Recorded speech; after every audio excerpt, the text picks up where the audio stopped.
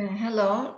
Today I want to post a video about the presentation that I made today in an international conference. The conference was hosted by Atatürk University and it was made online. And now I want to share my screen. Today I have just made this presentation in the session. Let me share my screen with you. Okay, so here is my presentation. Today, as I said, there has been an international conference organized by Atatürk University. It was about women studies. And the title of my presentation is The Anatomy of Women Rights as a Human Right Issue, the Case of Turkey. First of all, let me talk a little bit about the general framework of the presentation that I made. In this presentation, I try to present the historical development of women's rights in Turkey and also the main deadlocks, human rights violations and crises women have gone through in the course of time. It is observed that Turkey's human rights record has been on decline in recent years. Women's rights issues at the heart of this debate. Turkey's withdrawal from the Istanbul Convention is a shocking development, as Turkey was the first country to sign the Council of Europe Convention on Preventing and Combating Violence Against Women and Domestic Violence. Data show that violence against women has been on rise in Turkey. And unlike the headscarf issue, the imprisoned mothers and the female inmates issue and the gender-based violence has been among the problems that women have been facing in today's Turkey. So in this presentation, I'll try to talk a little bit about these issues, the discussion of women's rights within the general framework of human rights. So first of all, I made a brief historical analysis, historical evaluation about feminist movement in Turkey. We know that the founding of the Turkish Republic in 1923 and the Kemalist reforms were undoubtedly beneficial for the women living in Turkey. According to Düner and Tokaş, Kemalist reforms and the adoption of the civil code made Turkish women gain the formal equality with men. So these are the parts of the historical framework. And also I'll talk a little bit about Nezihe Muhittin, a female rights activist who established a party that concentrated on women's rights in early 1920s. And here the Turkish Women's Union, Türk Kadınlar Birliği, is an important organization which was established by Nezihe Muhittin. And I talked a little bit about the multi-party years. In fact, there was not very, many resources about the feminist movement in Turkey after the transition to multi-party years. But the critical date about this is the 1980 coup, the military intervention of 1980 coup. We know that this military coup has been an important development in both the political and also the women issues. Shirin Tekeli argues that the Turkish women's movement arose only after the 1980s because Kemalism and leftist ideology were ideological barriers to the women's movement.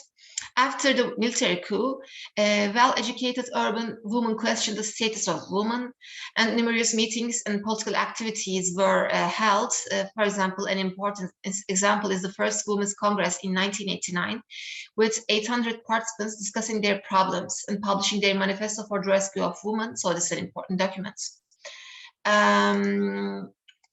So again, another important development in the history of women's movement in Turkey is Turkey's ratification of the UN Convention for the Elimination of Any Discrimination Against Women. This is, in short, CEDAW. It was signed by Turkey in 1989. When we have a look at 1990s, we know that the rise of identity politics was witnessed in 1990s. So in line with this, the feminist intellectual movement was on the rise. And also, if I am to talk a little bit about the rise of AKP to the political, AKP's political victory, we know that the door-to-door campaigning that the women played in this role has been very important. We know that AKP took some important steps in securing women's rights. One of them was the lift of the headscarf ban in 2013, and also the Istanbul Convention was signed. But after, in a midnight, President Erdogan withdrew Turkey from this convention, and this is, of course, not a good development for Turkey, for the history of women's movement in Turkey. So in this presentation, I tried to talk, about the general human rights violations and rights violations that women have gone through in Turkey. One of them has been the headscarf ban, for several decades.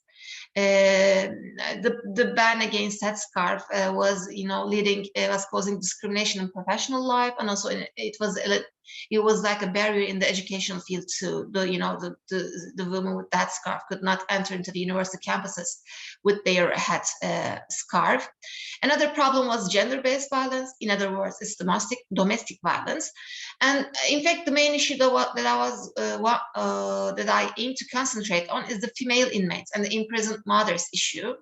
So I'm going to talk a little bit about the headscarf ban. We know that it began in 1960s. Hatice Babacan, a relative of Ali Babacan, was one of the first females who was not allowed to go into university with her headscarf. Then Merve Kavakçı affair is an important incident about the headscarf problem. It was witnessed in 1999. Ecevit told in the parliament that the parliament was not a place in which to challenge the state. So Merve Kavakçı, was not permitted to take an oath in the parliament. And also a very important and good development was realized in 2013, and Erdogan and his party lifted the headscarf ban in public offices. Violence against women is another problem. We know that 4 out of 10 women in Turkey are exposed to physical or sexual violence. 3 out of 10 women in Turkey are married before they turn 18. Kadın cinayetlerini durduracağız platformu, We Will Stop Femicide platform. They collected some data and made some reports, and I also make some reference to this data. And also in a very important website about them showing the femicides is the anıtsayaç.com, www.anıtsayaç.com. So this is an online monument to commemorate women who lost their lives due to domestic violence. It's also a country that is updated every day. So I'm going to put the link of this presentation down the video. If you want, you can reach my presentation. So the main issue actually that I aimed to concentrate on was the female inmates and the imprisoned mothers issue. We know that for several decades, most of the men concentrated on the women rights issue from a very limited perspective, and it was that scarf issue. So when we talked about the women rights, most of the men, the political Islamists especially, talked about this headscarf problem, and they said that yes, we lifted the headscarf ban, so this is a very, very great development in terms of women rights. Yes, I agree with that, but also there's a very, very important how can I say victimization of females. So they are the imprisoned mothers. Of course, it's not related with the headscarf issue. They are totally different. But if you are to, talk about the rights of females, so the imprisoned mothers is another very important critical point to consider. The female inmates who are in prison together with their children are one of the bleeding ones in Turkey. The number of children locked up in prisons with their mothers has increased to 780 in November 2018, according to an Ankara-based human rights organization.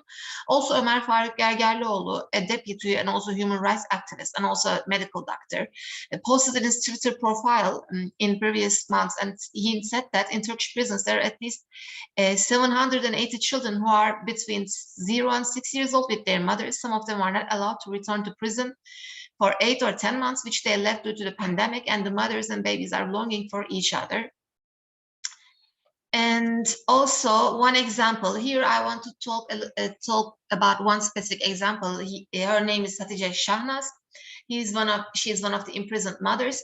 Shahnaz was arrested in September 2018 when she was 3 weeks pregnant and accused of being a member of FETÖ terrorist organization.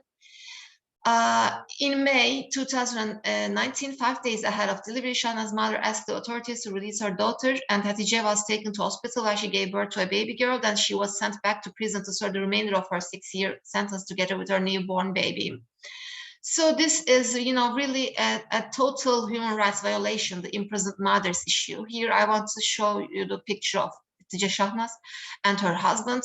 Once upon a time, they were treated, very well. They were the good and one of the acceptable citizens of this regime. But after the failed coup attempts, they just became terrorists, in a night. So this, a very big issue to, discuss. So the concluding remarks, women's rights undisputedly lie at the core of human rights. Unlike that scarf issue, the imprisoned mothers issue has been underrepresented in traditional media. Social media platforms have been successful to make the problem visible to some degree, but concrete activism initiatives and social awareness are required to solve the issue. In this presentation that I today made in the online conference, I have attempted to analyze the women's rights issue within the scope of headscarf ban, domestic violence, and the imprisoned mothers. I argue that the human rights of women are inalienable and indivisible part of universal human rights. So thank you very much for listening to me today. I tried to, make the presentation again, but today I just made this presentation in the online conference. It was, partly Turkish and partly English, but I just wanted to share it today with you. And thank you for listening to my video. And have a safe day.